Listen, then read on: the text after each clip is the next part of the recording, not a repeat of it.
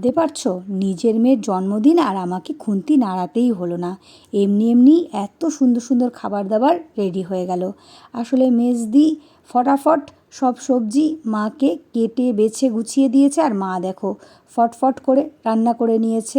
মাছের মাথা দিয়ে মুগ ডাল, কাতলা মাছের কালিয়া, টমেটোর চাটনি আর 5 রকমের ভাজা। মটন কষা তো আমার বড় নন্দাই রান্না করেছে, সেটা তো তোমরা জানোই। যাই হোক, অন্যান্য বছর যখন কেউ আসে না তখন আমিই তো সোনাইকে সুন্দর করে সাজিয়ে গুছিয়ে খেতে দিই, কিন্তু এবছর যখন ওর পিসিরা এসেই ছিল তাই ভাবলাম এই দায়িত্বটা পুরোপুরি ওর পিসিদের কাঁধে চাপিয়ে দিই। তাই দেখো বড়দি কিন্তু খুব সুন্দর করে সাজিয়ে গুছিয়ে সোনাইকে খেতে দিয়ে দিয়েছে। গিজ দিয়া মানে আমার ভাগনা বউ লক্ষ্য করেছিল, নইলে সোনাইয়ের পছন্দের পাঁপড় ভাজা তো সোনাইকে দেওয়াই হতো না।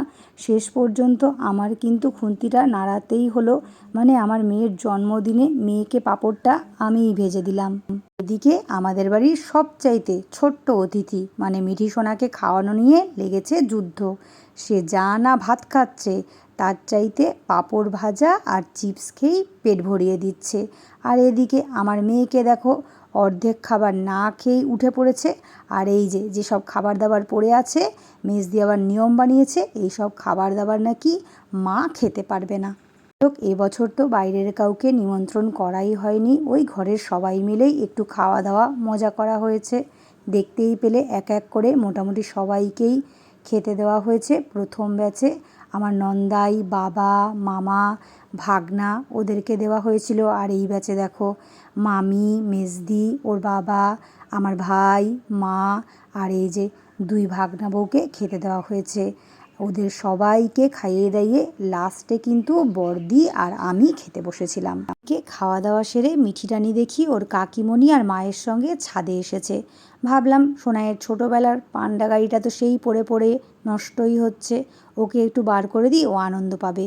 মুছে ঠুছে বার করে দিতেই মেয়ের আনন্দ আর কাকে বলে, সে কি মজা করছে আর সারা ছাদ গাড়ি নিয়ে ঘুরে বেড়াচ্ছে। সন্ধেবেলা দেখো সবাই আর একটু সাজুগুজু করে নিয়েছে, আর এদিকে কেকও চলে এসেছে। জানি যে গেলেই কেক পেয়ে যাব, তাই এবছর আর কেক অর্ডার দিইনি।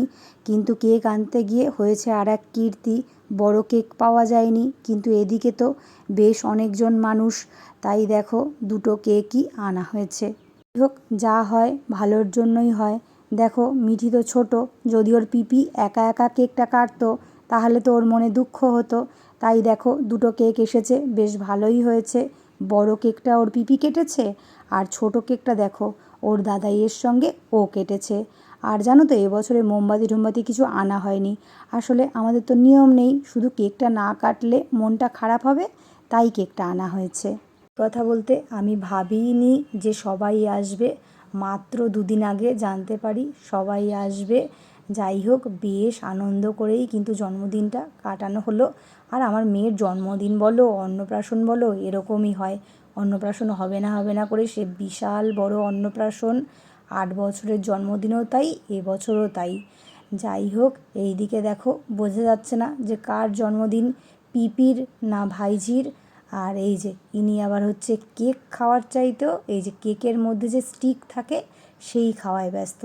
যাই হোক, এখনকার মতো ভিডিওটা এটুকুই, টাটা।